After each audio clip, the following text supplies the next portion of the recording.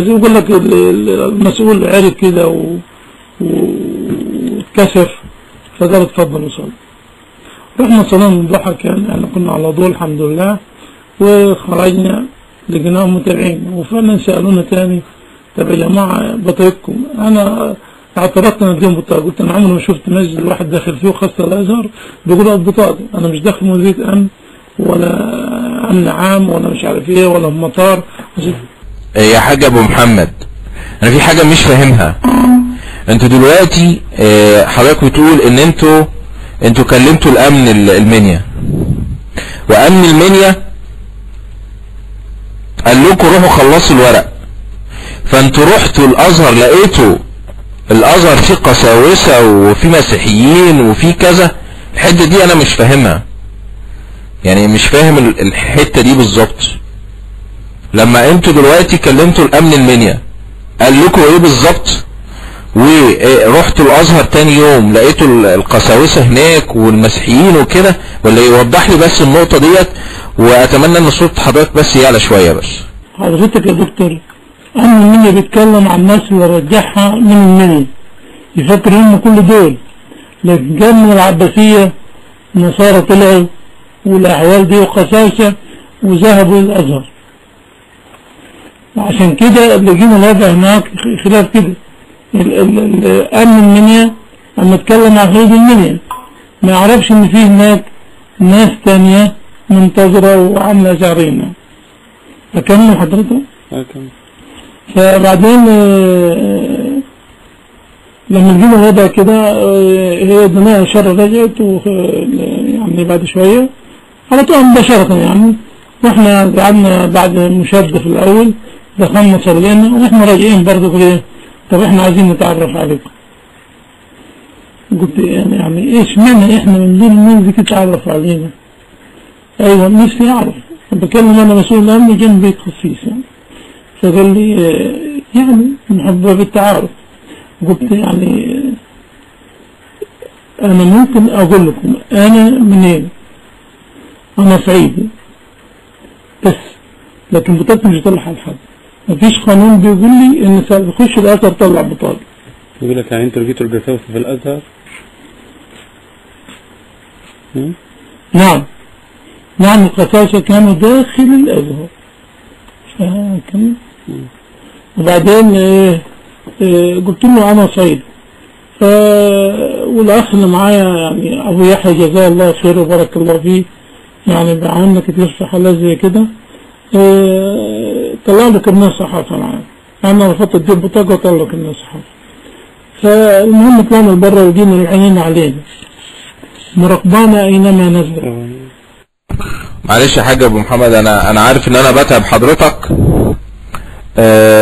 بس انا بس عاوز افهم يعني، هو دلوقتي انتوا رحتوا تاني يوم للازهر وجدتوا قساوسة داخل جامع الازهر، دي قضية خطيرة جدا يعني، دي نقطة في غاية الاهمية، عاوز حضرتك بس توضحها لنا، ويا ريت يا اخي محمد تساعده، يعني حضرتك برضو ايه تدخل في الكلام علشان نفهم.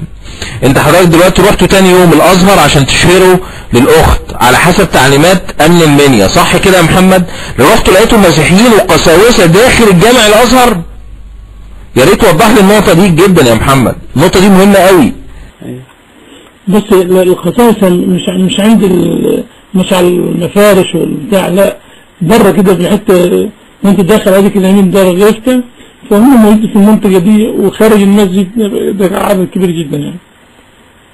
انما كل وجودهم داخل الازهر في المدخل، لكن مش عند الفراش وحياتنا. ودائما هي الحته دي اللي بيسالونا فيها في الذهاب والاياب او في الدخول والخروج.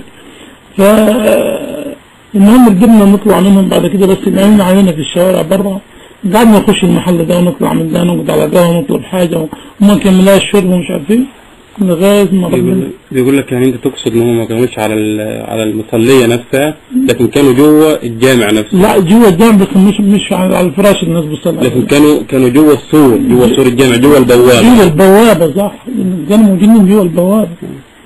وبعدين قدرنا بعد حوالي اكثر من ساعه نزوغ منهم ونروح العربية. لقينا الأخت قاعدة، وأنت عارف حضرتك مرات الانتظار وكده، ولكن هي قاعدة في الذكر وبسم الله ما شاء الله. وركبنا العربية اتحركنا، برضه حسينا إن في إيه مراقبة، لأن وإحنا جوا الأزهر صدر القرار برجعة، فالكل مجند نفسه لتنفيذ هذا القرار، فالعيون كانت علينا زود لغاية ما ربنا كرم. رحنا شقة كده في مكان ما، وطلعنا ندور في الشقة، وقعدنا يعني طب نرجع بالعربية، نسيب العربية عشان معروفة وناخد تاكس. المهم كان الوقت تأخر بالليل، وقعدنا نفكر فيما بيننا ماذا نفعل. معلش يا حاج ابو محمد، احنا اسفين ان احنا بنتعب حضرتك، واحنا مقدرين ظروف الصحية اللي حضرتك بتمر بيها، بس معلش استحمل اسئلتنا علشان احنا بس عاوزين نوضح القضية للمسلمين وللرأي العام ولكل المتابعين اللي كلهم يعني محشوا ادمغتهم ان القضية كلها خلاف عائلي، خلاف ما بين زوج وزوجته تطور الى المظاهرات، ولا يدرون ان القساوسة كانوا داخل الجامع الازهر نفسه، داخل الجامع الازهر علشان يمنعوا اشهار اسلام الاخت. يعني القضية ديت مهمة جدا. فانا عاوز حضرتك بس ايه، انتوا بعد ما دخلتوا ولقيتوا القساوسة جوه، قول لي كده يا محمد، اشرح لي كده ببساطة كده بصوت عالي كده قبل الحاج ما يكمل كلامه ايه اللي حصل بالظبط. يعني اشرح لي بالظبط ايه اللي حصل.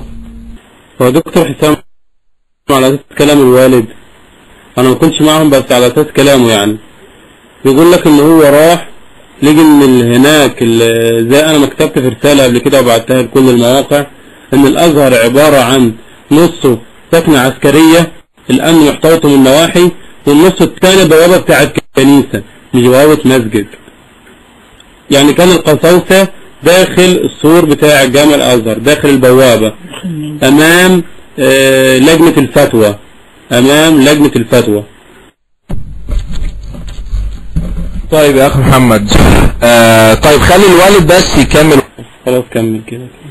المهم قلنا نزوغ هنا وصلنا نتشقى وسط البلد، ومحتارين نرجع ازاي ونروح ايه ونعمل ايه بعد ما عرفنا صدور القرار ده.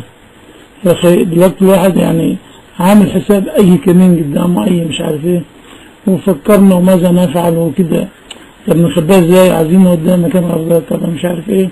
المهم يعني انشغالي بهذا الامر، هي وقعت فيها يعني انشغال جامد، وقاعد يعني بصدق انت قلت لي يا بابا انا مستعدة، انا مستعدة يعني تكون منه فقط تنظيم ثاني حتى ادخل الجنة.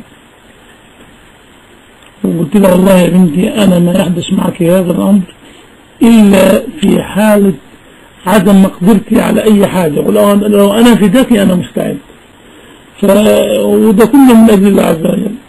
فقلت انت كده متعب وتعبان خالص، فتروح وانا ان شاء الله ايه يعني خليك معنا بالتليفونات. رفضت لغاية ما ربنا بعد كده أساق على لساني، كنت بعد تفكير عميق إن لينا بعض المعارف في ليبيا، سافر ليبيا،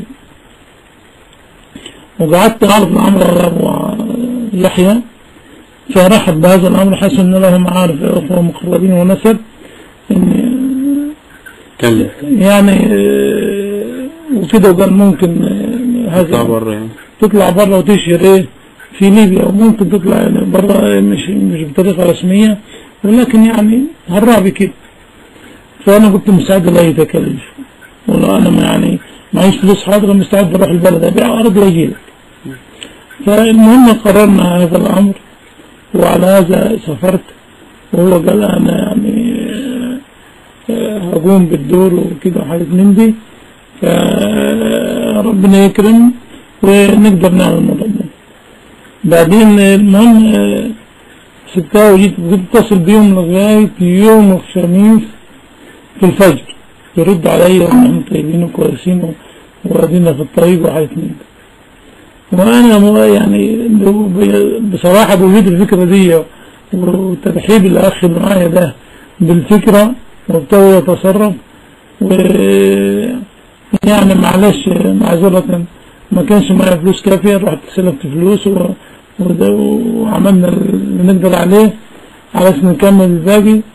ورجعت بالفعل قعدت اتصل مغلق مغلق مغلق مغلق إلى الآن. اتضح أن الأخ ده يعني ما زال الآن أسير الأمن وهي سلمت. فيعني هذا الأمر حز في نفوسنا جميعا، حتى الأسرة في البيت يعني البعض سالت دموع عيناه. وما زلنا يعني بنعمل اتصالات وكده، ولكن يعني قدرا يعني مش عايز اقول لك ايه الكيفية، سمعت صوتها بطريقة ما بعد ان سلمت وطمنتني وقالت والله ان شاء الله يعني من نفس التعبير ده، يعني الموت صلى عليه الجنازة وهموت على الإسلام بفضل الله.